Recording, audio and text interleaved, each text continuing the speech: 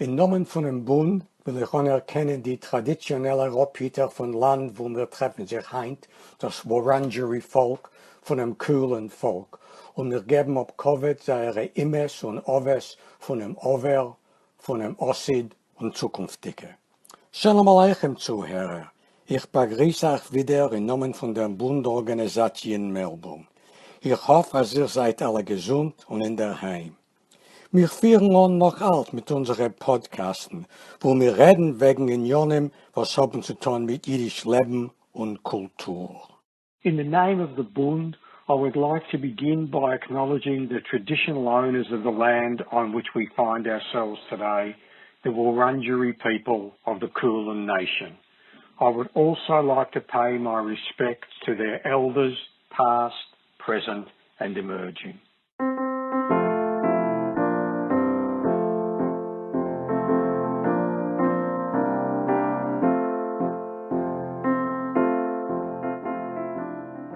In the wider community, he's known as the member for Macnamara. To us, in the SKIF Bund community, he's known as a former SKIFist, a helper, one of our leaders, and a forzitser, a camp coordinator. So from a young age, we got to see his passion for social justice, his concern for others, and his leadership skills, all of which were part of his apprenticeship in becoming a federal politician. Josh Burns, welcome and thanks for joining us today, and Chavashaft. Chavashaft, and was machst du, Allan? It's great to be here. It's really my pleasure to be here. Fantastic, just looking forward to it.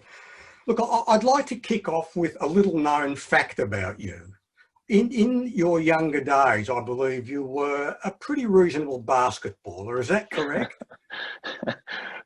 Pretty reasonable is where people can get into serious debates. I did play. I love the game. I really love the game. I also loved playing footy, but I was never hard enough. Although as in one of the last SKIF football match that occurred, we played. I think we played Beitar, and you know, I like to tell a lot of my friends in the SKIF community that I got 30 possessions, 20 hit outs and kicked 3 goals. Whether that's true or not, that's completely irrelevant. But no, basketball was my love, and I played for Maccabi for 25 years. I still sort of play in the Schlepper leagues a little bit before the plague, but I do love it, and I do miss it.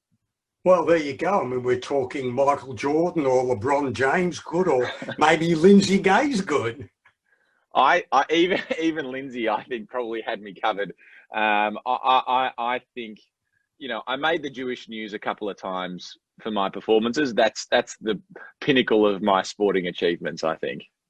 No worries. Well, maybe the best is yet to come. You spent quite a few years at SKIF as a SKIFist, and as I mentioned earlier on, as a leader there, as one of the helpers, and then you were the forzitser, the camp coordinator, the camp leader. So that's quite a chunk of your life that you spent there. How did you get involved in SKIF, and what made you choose SKIF as the organisation you were going to go to?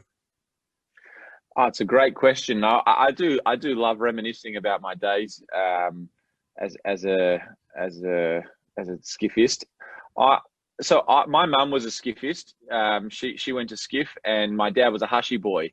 He went to Schnat with Hashi, and so we were already quite a progressive household. I think that's fair to say. But I went to my first summer camp was the Basin. I can't remember what year that was, but I was a junior at that stage, and I didn't mind it. I had a pretty good time. I was there for 2 weeks, and it was pretty. You know, I remember it being sort of fine. It wasn't really. I wasn't hooked at that stage, and I had a couple of years off, and then my mum told me that I was going to go to summer camp. I think I was 14 or 15. It was a Lady Northcote summer camp, and she said, "No, you're going." And I at the time, I think I objected a little bit, but then I sort of succumbed and said, "Fine, I'll go." And from that point, I never looked back. I just love the friendships and the feeling of being away from the world and being in in a place where we just enjoyed each other's company, and also learnt about the world. I actually, Alan, one of the little known factoids is I actually did Hadracha, which is like the seminar program or the leadership program at Hineni, because being a Scopus boy, I also had a strong connection to Israel. My grandfather fought in 1948 in the War of Independence. That was always a part of my identity as well. And also being a Scopus boy, I was exposed to the Jewish religion as well. So as a young person, I was sort of unsure about why, about which one I should go to. And I remember there was one day where I did the leadership program at Hineni, and I remember asking the madrich, they called it, or the leader at that time. So we've done discussions about Israel. We've done discussions about the Jewish community. When are we going to be doing the things about the rest of the world, about all of the other issues that matter at the moment, and about current affairs and history? And the answer was, we don't do that at Hineni. That's not something we do. We focus on Israel, and we focus on the Jewish community, which was fine. But at that point, I really realized that that's a part of who I am, but it's not the only part of who I am. And I think SKIF for me was a place where we were taught to put ourselves in other people's shoes. We were told to identify and think about life in different perspectives, and that was a really valuable thing to learn from other young people who also cared deeply about the world. And so for me, going to camps and seeing my friends, I still have very dear friends who are still in politics and who came into politics with me at the last election and beyond, and my time in politics, who I grew up with at SKIF, and some of my dearest friends, but it was also a place where I learned to not just think about how I experience the world, but about how other people experience the world as well. And that was a special thing to learn at a young age. Josh, I'd like to ask you now a little bit about when and why you first got interested in politics, and then if you could tell us a little bit about your path to becoming the member for Macnamara. Sure. So, I mean, I was always interested in politics. I was always interested in issues of social justice and of of a sense of fairness. I mean, I remember going to rallies as a young person, especially coming from a migrant community. For me, I was in high school around the time of Tampa, and John Howard seemed foreign to me in the way in which he treated those, and his quite a hard stance on asylum seekers really got under my skin, I remember, as a young person. And so I left school with a keen interest and passion about politics, but I then went and studied commerce at Monash University. And being an 18-year-old and not really, it was sort of, I got good marks and went and studied commerce because that's what a good Jewish boy does, Alan. But after 6 months, I made the decision to try and transfer into politics, into history, and because that was really what I was passionate about then. So I did, and finished my degree, went traveling, and I then was working for a publishing company and not really liking it. Life was pretty comfortable. I worked there for a few years, and I just wanted to be involved in politics. For me at that time, and even over the more recently, it wasn't really, the role for me wasn't as important as just being involved and to be active and to being a part of the political world. I wanted to work in politics, and so I sort of forced my way in. I started volunteering for the previous member, Michael Danby, and he gave me my opening, and I'll never forget that. But after working for him and running against the David Southwick in 2014 as a 27-year-old freshman candidate, I managed to join the Premier's office with Daniel Andrews, and really got a fantastic experience and exposure to a really serious political office, and to be honest, a great political culture of people who want to be in politics and to be a part of government decision making for the right reasons. It was an amazingly dedicated office of people who were not there with an agenda. There was a lot of a focus on culture and on teamwork and on respect in the office, and it was a great foundation.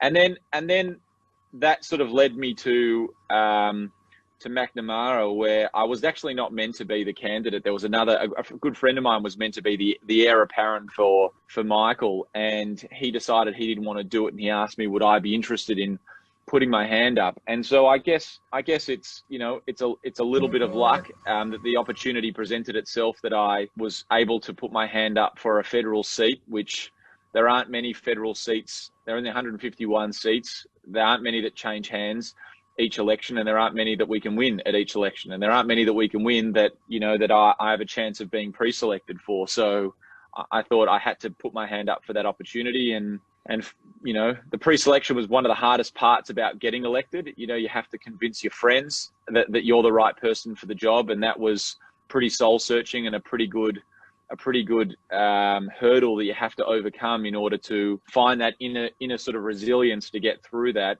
because it wasn't straightforward, and then you have to win the actual campaign, which was one of the most emotionally draining and inspiring things that I've ever done. And I remember at 6:01 on election night, you know, I said to myself, Allan, that there was one key thing that I needed to feel at election night, and that was that no matter what the result, you know, it was such an unpredictable seat. It was a three-way contest. No matter what the result, I had to know that there wasn't anything I left out there, and there wasn't anything I left on the campaign. And I knew at sort of 6:01, once the voting had stopped, that there was nothing more I could have given, and there was nothing more that I could have done to try and help present the Labor vision and the Labor campaign for Macnamara. And, you know, for the last year and a half almost, I've been, you know, had the privilege of being a federal member of Parliament, and it's a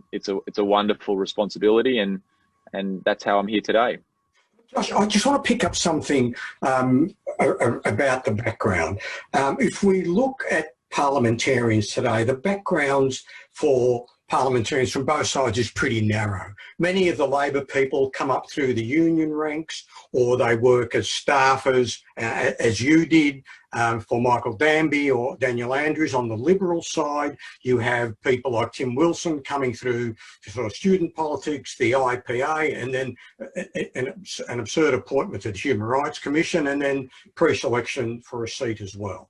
So there is an incredible narrowness in the people that come into politics. So how hard does that make it for them to be truly representative of the diversity of the people that they're representing, and that represent and that live in this country? Well, I mean, it's a good question, and I think that with anything there has to be a balance, and sometimes good candidates come from surprising places. And good politicians come from surprising places. We have a great senator from WA called Glenn Sterle, and you know, he drove a truck before he joined the Senate, and he's one of the hardest working, and he's got his, you know, finger on the pulse of many of the issues of his you know, of his state. But you know, driving a truck is very different from analysing legislation in the Senate. It's a very different sort of caper, but you know, equally, that sort of experience is important. But I would also say that politics is its own craft as well. That politics is its own profession, and no matter what you do before politics, you still have to come in and learn how to be a politician and how to put yourself at the front of a room. And you know, there've been a lot of good people and very qualified people who have come from, say, the medical profession who are lousy politicians. There's a couple in the federal parliament at the moment who are much better doctors than they are politicians. But look, I think that there's no hard and fast rule. I think your point about making sure that there's diversity and experience is really important. But you know, I brought experience in government. I brought experience in governance, and in my time also running the parliamentary system and helping guide the Victorian Parliament for Daniel, which was one of my roles. So that was something that I brought as a parliamentarian. But ultimately, I put myself out there, and I came up against others, and no one has to pick one person or another. It's really up to people about who they want to represent them, and I'm just lucky enough that people, I feel very privileged that people have given me this opportunity to be a member. So it's a balancing act, I think, and it's up to parties to try and engage people from different walks of life, and when parties don't represent people properly, then they don't get enough votes. But I also don't think that we should dismiss experience in government, experience in the union sector, or in the law profession, or in the medical profession. You are what you are. You put yourself forward, and people either want you or they don't. Josh, I want to spend a little bit of time speaking with you about climate change. Now, climate change, in the views of some people, is a bomb that's blown up in both the Labor Party and the Coalition's faces, much more strongly in the Coalition than in the Labor Party. There's a feeling, I share it to some degree, that we haven't got a real policy on climate change, and we're not going to get one from the Coalition, whether they're in government or whether they're in opposition. So what's your view on what the Labor Party can and should be doing on climate change, and how they can strengthen their position, also bearing in mind the implications of this for gas and coal workers? Well, so the first thing to say is that, I mean, let's start it from a starting point, and that we from the Labor Party accept the science and accept the fact that as a governing party, we need to be a responsible global actor in the efforts of economies and countries around the world to change the way in which we are emitting greenhouse gases into the atmosphere to avoid temperature increases above 1.5 degrees, and we need to keep them well below 2 degrees. That's something that fundamentally we accept as the Labor Party, and I cannot say the same from the Coalition.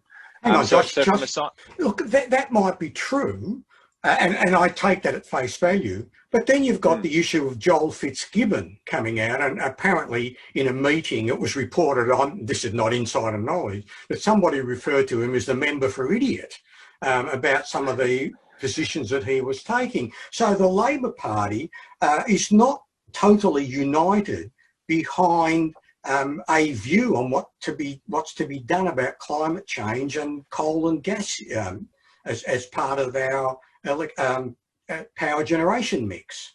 Well, I think that the Labor Party is a broad church, and that there are different viewpoints, and that Joel, if you look at his electorate, he is the member for Hunter, where he has a huge percentage of workers within his electorate that work within the coal, especially the thermal coal industry, or reliant on the thermal coal industry, and he has to advocate on their behalf because that's what good local members do.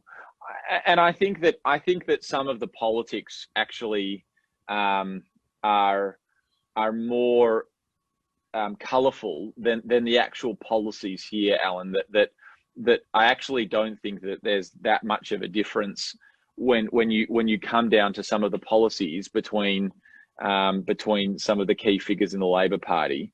There are legitimate discussions about where exactly we land on the timing. I mean, I think everyone's in agreement, and I've had discussions with Joel about this before, that we're all in agreement that the world's moving. The question is how do we, how fast do we get there? What sort of policies do we take to change things, to facilitate things, to support people, and all of that? And that discussion is in the detail at the moment. But I do think that coming back to that fundamental point of do we either accept the science that we're going to be doing something as part of the global efforts, or do we not? And we do, and we have at the last election come with, we came with science-based policies.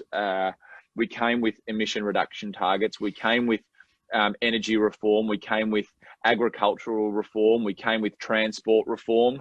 We came with large-scale land clearing reform as well, which was a huge part of the carbon, the climate change issue. And it's not just about energy. I mean, coal and gas are, as part of our energy production, are a big part of our greenhouse gases. But Alan,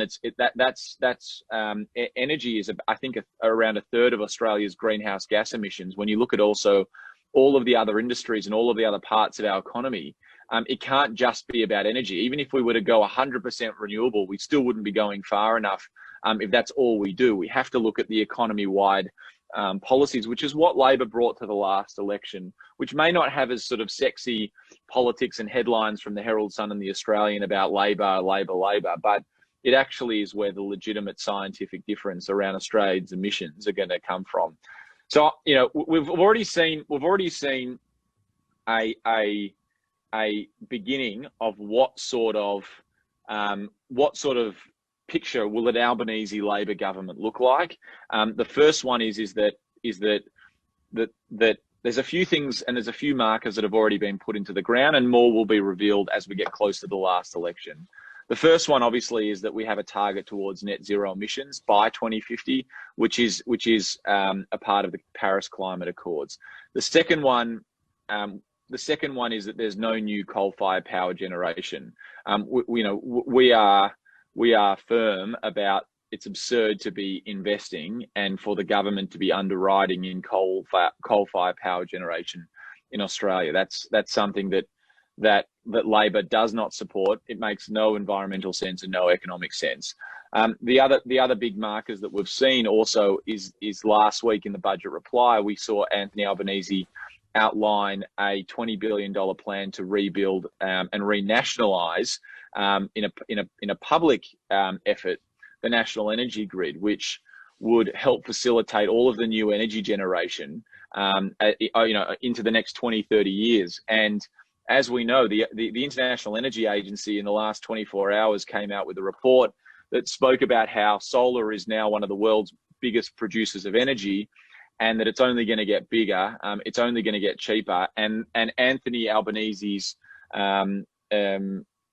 rebuild of the energy grid is crucial to facilitating that. The rate of renewable energy investment in Australia is Scott Morrison likes to brag about it, but the truth is it's actually slowing down because of the lack of transmission lines and the lack of infrastructure around a lot of the renewable energy investments, whether it's small scale energy production on our roofs or the large scale solar farms in sort of remote places that in the middle of the desert. It takes a lot of money and it costs a lot of money to connect those energy generations into the grid. So I think, Alan, that climate change is crucial, but at the next election, when people are filling out their ballot, there's going to be a suite of policies, both in energy production, energy certainty, and also right across the economy, like what we had last time, from protecting our habitats, protecting our natural forestry areas and the key natural environments that capture a lot of carbon and hold a lot of carbon, as well as infrastructure, transport, agriculture, and the other big emitters of greenhouse gases. It can't be done today. We don't have all of the technology we need today, for example, hydrogen and being able to create steel via renewable energy. But the real question is what are the government's priorities? What sort of vision do we have? And at every election, we've come with ambitious policies, and I know that I know for a fact, because we're building them at the moment, and there are a lot of discussions internally about what sort of program we're going to have coming into the next election. But it's going to be focused on taking action, providing jobs, creating jobs, and making sure that Australia doesn't get left behind. And the last thing I'll say on this, because it is, it's a real passion of mine, and it's something I do care deeply about. The last thing I think that will be really telling, Alan, is the US election, because Joe Biden has a $2.7 trillion climate policy fund where he is going to put a huge amount of the American economic power behind cleaner energy and cleaner technology. And much like how Paul Keating reformed the economy in the 1980s, where he floated the dollar and engaged with Asia and really extracted Australia out of a sort of outdated economic model, I think that climate change and the investments in clean energy around the world, potentially under a Scott Morrison government, could leave our economy in a place where we have an outdated a need to retrofit our economy because we are simply not keeping up with the demand and the times of the rest of the world. And it's not just about the environment, it's also about our economy and our prosperity to make sure we're part of that global movement that I spoke about to tackle this really important curse, really. During these challenging and unprecedented times, the Health for SKIF have continued running incredible virtual activities for their skifistan every single week. With 2 camps already under our belt, the Health are hard at work preparing for what's going to be an amazing summer camp in whatever form it might be. We have heaps of amazing virtual events in the meantime, like a special talk for juniors, a nacht just for our seniors, and much, much more. Keep up to date with all our upcoming events via our website skif.org.au.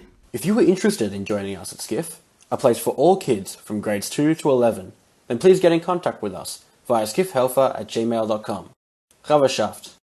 Josh, I'm a lifelong Labor voter, but there have been a few occasions on which I haven't voted for the Labor Party. And one of them was the Tampa election, where I thought under Kim Beazley's leadership, the Labor Party was appallingly weak on our attitude towards those seeking asylum and safety in Australia.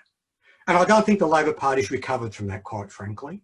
We saw some, under Hawke and Keating, there were some policy initiatives that I think were dreadful. And then under Kevin Rudd, even more so. What can be done now by the Labor Party? What can and needs to be done now for the Labor Party to take a lead in this and for us to reclaim an ethical and moral leadership position on the treatment of people seeking asylum and refuge in Australia? Well, I think this is obviously something that I have put a lot of emotional sort of investment in, being a federal Labor member and also being a member of the party, and also having grandparents who came to this country as refugees and as asylum seekers and as an asylum seeker, and others who came as economic migrants as 10-pound poms. I think the last person who really tried to was Kevin. I think in 2008, when there weren't anybody being held in migration detention, Kevin did change our offshore processing to bring it onshore, and to there was a serious reform of our offshore detention policy.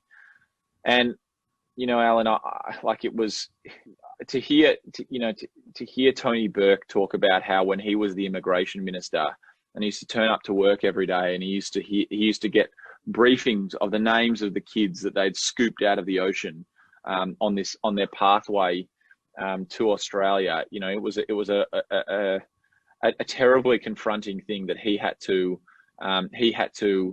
realise as the immigration minister at the time. I think that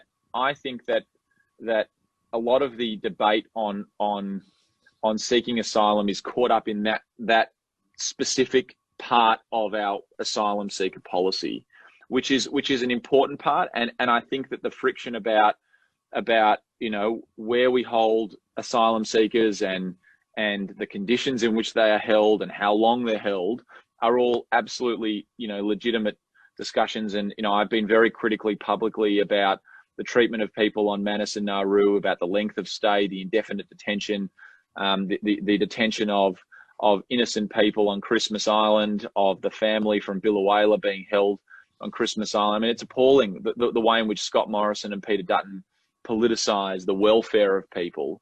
But there are other policies that we also need to consider and understand as part of this broader issue, because that's a difficult policy area, but it's also heavily politicized.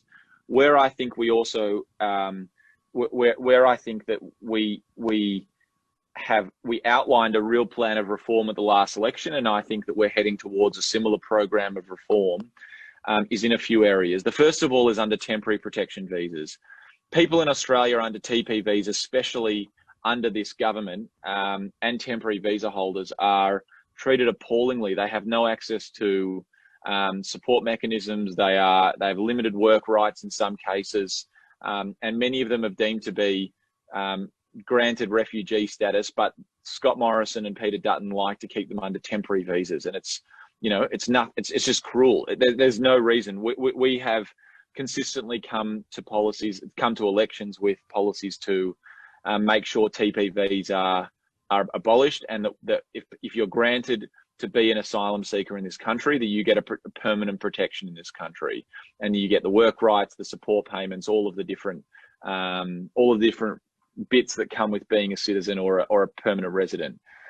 The other one is also around, how much can we do, and what is our role as Australians? Now, obviously the coronavirus has put a spanner in the works about movement of people in and out of Australia, but except for Tony Abbott, who did have a spike because he brought 12,000 Syrians to Australia, the coalition has systematically held the level of humanitarian visa places in Australia at around the 13,000 mark, and they've capped it at 13,750 at the last budget. We were heading up towards at the last election over 20,000, plus also looking at a program of implementing community-sponsored visas. So there's a lot of goodwill out there, and there's a lot of people who want to help facilitate bringing people and asylum seekers to Australia. So we were going to start up a program called Community-Sponsored Places, where another 5,000 people were going to be able to come to Australia, and the community, well-meaning people like you and me, who maybe can afford to support a few people or to chip in a little bit, can help sponsor people come to Australia. Now, it's not everyone. There are tens of millions of displaced people around the world, and unfortunately, I think the coronavirus might increase that, and climate change certainly will increase that. But the real question is, do we seek to do more? Do we seek to protect people in our power? Do we not seek to play politics with of fear and sort of cruel games with the lives of people under our care, and give them the worst possible care, just to make political hay out of it? And I think that the Labor Party has shown consistently, and I think that I know for a fact that under Andrew Giles and Christina Keneally, who have been working on this policy, that again, we won't be playing the politics of fear, and we won't be letting people to rot in these places. We will be actively trying to do much better. And I think the final thing to say on this is that, especially I've been to PNG and I've seen the conditions. I haven't been to Manus, but I've seen the conditions, especially in Moresby, where people have been staying. And it's rough. It's really rough for Australia as a country to be leaving people in PNG or on Moresby stay there without some form of support, or without proper support. And it's comes down to politics, and we're not going to play with those sorts of issues. Josh, I want to change the focus a little bit now. I want to talk with you about what I call the theatre of Parliament and the way parliamentarians behave in the chamber. And it was highlighted for me the other day watching Scott Morrison when Anthony Albanese was doing his budget reply speech. I mean, Morrison turned his back to him and faced his own front and back bench. And to be honest, I've seen Labor leaders do it too, whether they're opposition leaders or whether they're prime ministers at the time. And I think what the message that sends is that our politicians don't care about crafting good policy. They're not interested in hearing opinions that are not in accord with their view of the world. They've no interest in being respectful to those whose views are different to their own.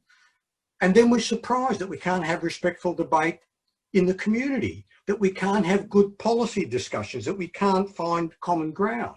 But I think more importantly, it demeans the democratic process and democracy at the same time. And as we've seen from recent surveys, democracy is on the retreat globally. And I think that these kind of antics do nothing to support it. Television, the televising of Parliament, was supposed to improve the behaviour of politicians. In fact, I think it's made it worse, because I think there's even more posturing and more absurd behaviour than there was before. What can we do to restore the integrity and the respect and demand better standards of behaviour from our politicians? Well, it's a really good question, Alan. The first point to make is I did see the Prime Minister and his body language, and I also think that that's telling of who he is. I mean, he is a hyper-partisan operator. For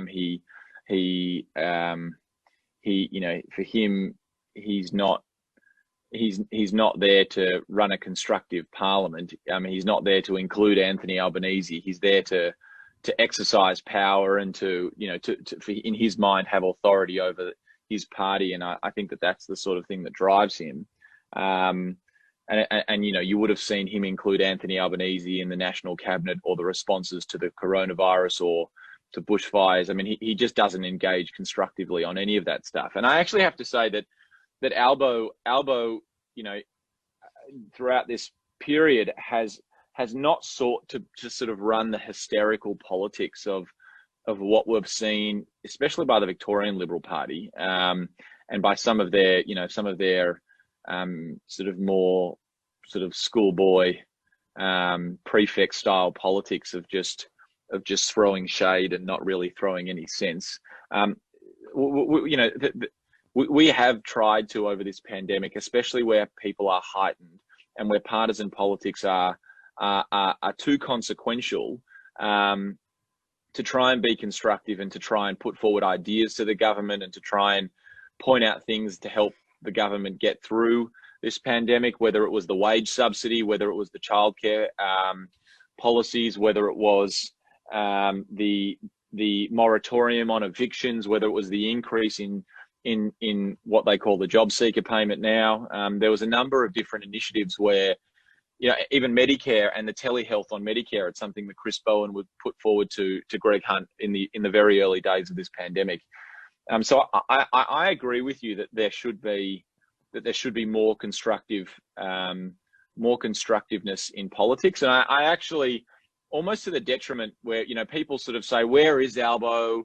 Why I want to see more fight and all this sort of stuff. Well, I actually think that for the last 6 months, there's been a deliberate conscious decision by Anthony Albanese to not just play schoolyard politics, but to actually be a constructive national leader and to try and help the nation get through one of the most difficult periods that we'll have to face in our history, which is the right decision. And it may not have suited him politically, but I think it's the right decision. The only other thing I would say, Alan, though, is that that's the reality of where we're at today. But at some point, I think the politics and the accountability of government will escalate a little bit. And the only thing I think it's important to reflect on is that our democratic institutions, may not be always pretty, but they're robust and they are important. And for an opposition to be able to stand in the same room as a government and without intimidation, ask questions on whatever they like and to hold the government to account. And there might be a bit of theatrics in some of that around question time, which, I accept, and that's, might not be the best look in the world. But the fundamental principle that an opposition or people can stand in the same room as a government and hold them to account, and the government can't dismiss them, and that there is a rule and a framework in which the government has to be accountable to the people is crucial. And we don't want to see a country where that has limitations, or where that has that is so restrictive that oppositions are almost powerless in those situations. And one of the most concerning things I've seen at the moment across the world is in our closest ally in the United States, in our democratic part. I mean, only really the British system has more in common with us because we copied most of their parliamentary practices. But the principles of democracy and the principles of the foundation of our nation are very similar to that of the United States. I mean, we don't have the House of Commons; we have the House of Representatives in the same way that the United States do. there are many similarities between our two nations' democracies. One of the great things about our democracy is that we make it easy for people to vote. We make it easy for the opposition to hold the government to account. We make it easy for, some may argue too easy for political parties to exercise control and power over the leaders. And you cannot. It is easier to replace the Prime Minister than it is to replace the President in Australia. And it's certainly some of the voter suppression tactics that we're seeing in the United States, some of the access to democracy is deeply concerning. And they're the sorts of things they're the small steps that make a big difference that I don't want to see ever being eroded in Australia. And whenever we look at our democracy and our institutions, sometimes it may not be pretty, but I'll take a little bit rugged and robust over a weakening of our democracy any day. Absolutely. Josh, I want to come back to a more personal framework, a few questions. And that is to talk with you about the personal cost to you of becoming a federal politician. You have a partner, you have a daughter, you have parents, you've got a brother, you have a sister. You run the risk of not being there for significant events in their lives, be they birthdays, be they anniversaries, all those sorts of things. How hard was it for you to choose this path, knowing all the things that you are potentially missing out on and leaving behind? There's no easy answer to this question, Alan. And one, when you become an MP, your colleagues like to come and impart advice, and give you their experience, and eventually, usually in the conversation, it does turn to family, and everyone sort of says, there's no silver bullet. You've got to try and make it work to the best of your ability. And for the first 10 months of the job, I was away a lot, and I was traveling a lot. I was traveling interstate. I was traveling to Canberra a lot, and it is the hardest thing about this job by far. To represent all of the people in my electorate is a privilege, and it gives me energy, but to be away from my family is difficult. At the end of every single sitting week that I've been away, I've looked forward to coming home, and I've looked forward to returning to see my daughter and to see my wife and my dog and my family. And it's there's no easy way about it. It breaks apart families, and it's a difficult part of our job. But thankfully, we've managed it so far. And this coronavirus has been absolutely devastating for so many people, Alan. I've seen close hand the effect it's had on businesses, on mental health. My family members have lost jobs. My wife's business has been completely brought down to zero. I mean, my family haven't been immune on the consequences of this, both economically and emotionally. But to be at home every night and to put my daughter to bed every night, I do the bath every night, and we go for walks, and the weekends are mine. And it's the one part of this pandemic that I'll never forget. And I won't forget this period where I've been at home so much. And it's in every job there's good and there's bad. And the good parts of my job is that I get resources, and I get a platform to try and pursue issues that are important, and I get to pursue other people's issues that are important to other people. And I get a lot of wonderful things afforded to me in this job. But the bad bits are that sometimes that means spending time away from my family. So there's no good answer. You just have to try and make it work as much as you can. Josh, you're a young man. And if you are successful in turning Mcnamara into a very safe Labor seat, you could almost spend the rest of your working life as a federal politician. Is that how you see yourself? What are your ambitions, and what sort of life do you envisage after federal politics?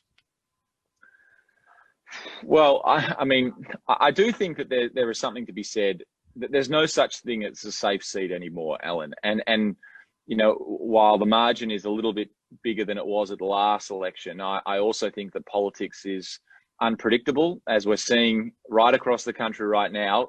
You know, the world gets thrown upside down pretty quickly, and you could have think that there are some basic truths in politics that tomorrow are completely reversed. So I don't hold anything for granted, and I think that every election you have to fight like it's 0-0, and you have to put everything you've got into the election campaign, as well as all of the time in between. And I'm fortunate that I get to be the member, and I've experienced being a member, and whether I do it for one election or for a few more, then, you know, we'll see how we go. But on the second question, one of the policy areas that I'm doing a lot of work in, that I'll hopefully have over my time an opportunity to contribute to, and I'll have more to say on this sort of later in the year. But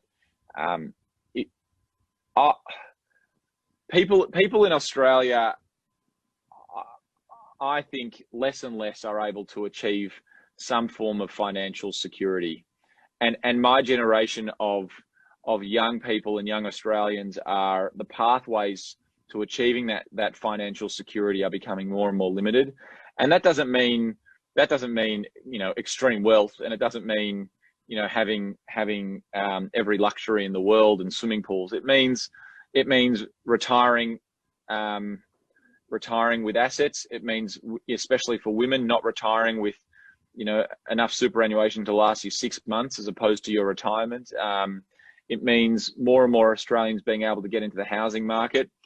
So one of my legacies I would like to have is, especially around housing, and especially for my generation, is to make it more accessible for more people to be able to get into the housing market in Australia, and to help set up themselves financially, so that not so that we all are living in abundance, but so that people have some sense of security, because I do think that that's eroding more and more in Australia. So that's something that I am passionate about, and something that I would like to see as a feature of my time in politics. You've anticipated my last question. I'll tell you what it was going to be. We don't need to do it. So it was something along the lines of, you know, conventional wisdom is that when people move into leadership roles, they're told that the first thing they should do is prepare their first 100-day plan. I think they've got it wrong. I think the first thing they should do is write their retirement speech, because that becomes the guiding light for what they're going to do in their time. So clearly what I'm hearing from you is that the guiding light for you is about housing affordability, is about allowing people the ability to live and retire with dignity, and particularly ensuring that women aren't relegated to second-class status in that context. So that's my summary, Josh, not yours. Don't run against me, Alan, because you're making my words sound even better. But no, I think that puts it beautifully, and I think that you know, it has always been the ambition of the Labor Party to help Australians live good lives, and whether that's in secure work, whether that's in you know, good paying conditions, whether that's accessing education and opportunities for people. The Labor Party has helped lift the living standards and the lives of so many people in Australia, and I think that our next big challenge is this idea of financial security, of making sure that people have enough, and people are able to live safely and securely in their own home, and with enough to get by. And I think that that's part of our mission. It's part of our raison d'etre as a Labor Party to help facilitate that. And as a young Labor member, and as someone who understands a generation of people who are finding that more and more difficult, then I think that it's our job to refocus on that, and to make sure that people have, you know, it shouldn't be easy, but it should be possible. And that's what I think we need to really get right. Great. Josh, thanks so much for your time today. We've ranged pretty widely, both on policy areas and some of your personal kind of reflections about life as a politician, and I appreciate your input. You might be aware that before we were hit by COVID, I was occasionally bike riding with your father. So I hope he likes this podcast once it goes up there. Otherwise, I'm going to make sure that I'm not riding anywhere near him. He's likely to run me off the road. So he does wear flamboyant lycra, which I absolutely encourage you, Alan, to suggest to him that he should wear more conservative attire on his cycling. Maybe not he's got one with flames on it. It's very violent. I will pass that on to him when we're finally over this stage of the plague and can get out on the road on our bikes again. Josh, thanks very much for your time, and all the very best to you and your family, and stay safe and well. Good to chat, Alan. Nice to see you. Thanks.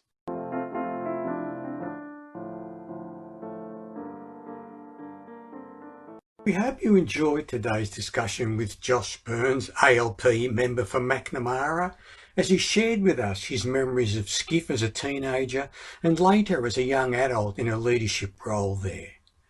We also looked at his move into federal politics and the things about which he is passionate and what he hopes to achieve during his time as a Labor Party parliamentarian. On the personal side, Josh spoke of the costs and personal challenges associated with being a federal politician and being away from family and friends for extended periods of time. Ich will euch danken für Zuhören sich zu unserer heutigen Podcast mit Josh Burns, und bis wir treffen sich weiter, bleibt gesund und bleibt in der Heim.